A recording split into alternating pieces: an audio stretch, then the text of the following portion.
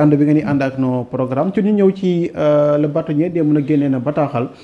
ci li daloon maître Amadou Sall keroog bi mu dem di taxaw Maïmouna Ndour Faye nee na nag takk der daal ñu ne ko puusal fay demal def ab test alcoolique loolu nag métti woon na ko ba tax na bâtonnier bi démb génn rappelé li nga xam ne rek moo di le texte en évoquant l'article 5 bi et mois bi nga xam ne mooy wax ne dès ton interpellation am nga droit assisté par un avocat. waaw loolu day ñaari corps la yi wax yi ku ne di def liggéeyam. Le gendarme il fait son travail, l'avocat il fait son travail. Et le client dafa war a am droit. Ce droit-là, il est inviolable, il est non négociable et non aliénable. C'est le droit d'être assisté. C'est une assistance. Et cette assistance, avocat bi koy def amul lenn nga koy laaj mooy pour mu présenter pour nga wane ne diw lii la. foog nga wane sa carte professionnelle. su ko wanee man a xaw ma. dëggantaan xaw ma de licite ou pas xaw ma s'il est licite xaw ma s'il n'est pas licite xaw ma nan la présenté aussi gendarme yi xaw ma yan condition la fi ñëwee xaw ma ndax et cetera mais li yoon wax mooy te loolu même soo ko respecté wul mën na yàq procédure parce que c'est fondamental c'est-à-dire que mën nga nekk sax ci lu grave ñu violer sa ak yelleef moo tax des fois boo jàppee ne da ngay jàpp nit la dugg ko ci affaire bi tëj ko mooy yaa ngi juum. yaa ngi dégg. dafa am procédure. boo ko violer benn yoon su demee ci àttekat bi day casser la procédure day naan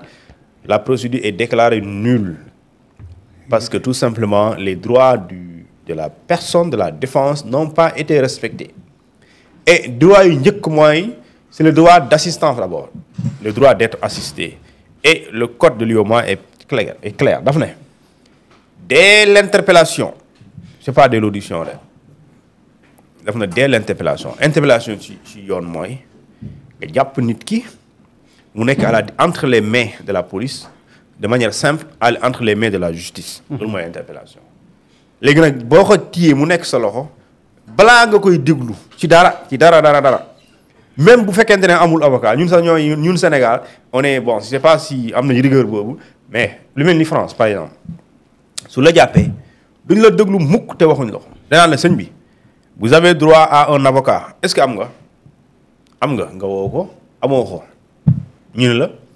dañuy saisir l'ordre le bâtonnier des avocats mu commettre un avocat d'office c'est le bâtonnier maintenant mooy choisir parmi les avocats inscrits ci bâtonnier bi ci loolu ordre bi d'accord après ñu def lu ñu tuddee ce qu'on appelle ñu daal di ñëw yow nga constituer pour défendre kooku noonu après on fait un procès verbal boo xamante ne c'est un procès de verbal de notification bi nga xamante ne mooy sa droit la nga am avocat képp ku ñu mës a déglu saa yow bi nga demee jox na loolu ngay njëkk a signé loolu droit la moo taxoon jour bi nga ñëwee ne leen damaa bëgg ngeen renvoyer pour sama avocat lan la wax empêchement lu tax waxul la non ñu nekkuñu si yooyu sa droit la dama xaaral ma woo procureur et su la neexoon moom mooy apprécier effectivement léegi suñ la woowoon sans ton avocat yow mën nga wax dans l'audition j'ai demandé à ce que nga renvoyer sama procès sans sama avocat léegi je confirme que j'ai été auditionné sans la présence de mon avocat alors que man bëggoon naa ko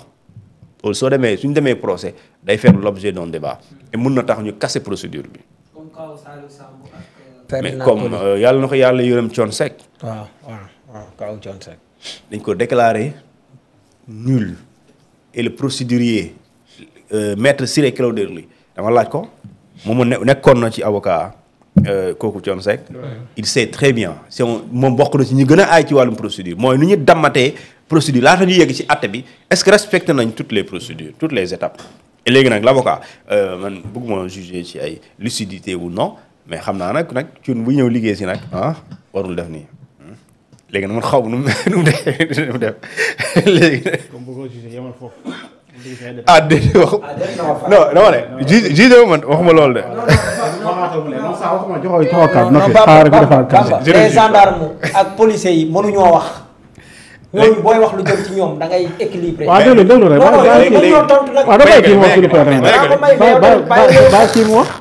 allez-y mais daa jar ngay mer nii. comme dama bëgg a waxaat rek allez-y kii. léegi xam nga yenn circonstances par exemple je donne un exemple lorsqu'il y a un accident par exemple s'il y a des indices ou bien des suspicions que kii dawal nii am na accident mais lucide il n'est pas lucide mais dañ lay test dañ lay defal test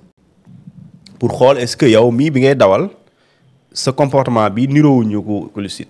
léegi am nañ droit def test pour xool est-ce que yow li conduire accident bi est-ce que c'est pas le fait que nga dawal nga nekk en état d'ivresse léegi si tu es ivre bi ngay dawal mooy kon yaa ngi ci volant en état d'ivresse léegi na man xawma lu xew mais li ma xam daal mooy client bi d'abord soo ko jàppee tag balaa nga naan ko sëñ bi gars yi nee nañu wala yow dañ laa fekk ngay def nangam da nga ko wax ne yow am nga droit avocat moom s'il renonce à ce droit nga déglu ko s'il ne renonce pas à ce droit yow mi ko téye ci obligé nga créer les conditions pour ñu jot avocat su dee mënuñ ko jot tu commets le bâtonnier pour que le bâtonnier saisir un des avocats inscrits à l'ordre des avocats pour que mu ñëw tout de suite ñëw jàppale ko léegi loolu mooy comme ça au moins ku ne respecté ak kenn yaa ko defuloo ko ñu engagé dugg ci biir. ok en tout cas mu ngi noonu démb la ñu génnee benn bataaxal bâtonnier justement àddu ci le cas de maître Amadou Sall bi nga xam ne était tellement frustré ci kàddu yi nga xam jëgat nañ ko sa heure baa ngi dem et je pense war nañu wax sur l'affaire Guy Marius Sagna mu wax joo xam ne nag quand même yu commence ci jur beaucoup de ci jàpp si rek ñu dem parce que heure baa ngi waxoon nga ci démb wax nga ci barki démb lu tax kii yow waaw non bàyyi la ñu ko déedéet garaaw rek bàyyi avancé léegi bëgg naa ñu jël sur l'affaire Guy Marius Sagna parce que daf ne Diomaye devait être un président de transition kàddu la yoo xam ne yëkkati na ko ci face à face ak Moustapha Diop ci Walfadjri waaw devait être. ok d'accord waaw mais Bamba faaw tamit xam nga dafa am lu ñuy wax la grande miette muy l'armée gendarmerie wala nangam ñooñu mënuñu tontu mbir bu amee buñ ko waxee noonu man d'accord naa ci li bâtonnier def. waaye ñoom mënoon nañoo xool est-ce que li gendarme bi wax noonu est-ce que tamit gendarme bi daf ko wax pour le bien de l'avocat ou pas wala par le bien de client ou pas ndaw si amul benn avocat rek su fekkee ne Bamba yow da ngaa war a ñëw nekk sama avocat ne suyu ne dur di toji kaas wala ngay tërëf mu xool xam ne mën ngaa nekk ci danger su la bàyyi woon wala nanga gaañ sa bopp wala nangam mën nga ko toppee sax non assistant à personne qui est en danger te commandé am na noo koy tiitalee sax day tiit après daal di licitaat wala nga wax ko lu ko metti pour mu yooyu ay technique la boo doon ànd ak nit muy dawal di nelaw am na noo koy jékki-jékki ki rek nelaw yu naaw. ay fàttali ko sama benn xarit yow mas ñuy verni suñ kër benn papa quoi ñuy verni rek maa ngi moom ñu nekk ba mu yàgg ne suyu.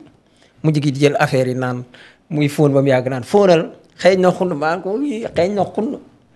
ndeke demoon màndi naa bu yàgg dem suñ kër damaa dem rek sama benn cousine dangaa màndi tiit googu moo ma jàpp rek ba màndi te bi naaw xam nga yooyu tamit mën naa nekk mais pour waaye da ma déglu de kon man mën naa jàpp ne gendarme bi mën naa am bu fekkee ne loolu daa xew pour